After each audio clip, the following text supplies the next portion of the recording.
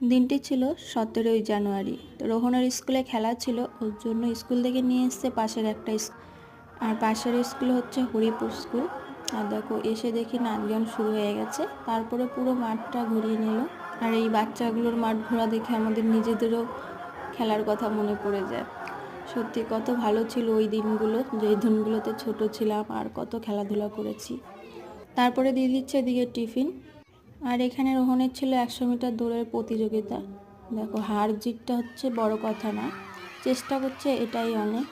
আর ও তো খেলাধুলা করতে চায় না, ওকে জোর করে করানো হয়।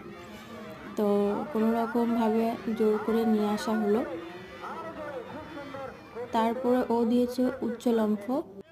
আর এখন চলে আসলে উচ্চলম্ফতে, আর এদিকে যোগাও চলছে। তারপরে দেখো রোহনের লাফ দেওয়ার অবস্থা। যাই হোক, আর এখন চলে যাচ্ছি আমরা বাড়ির দিকে।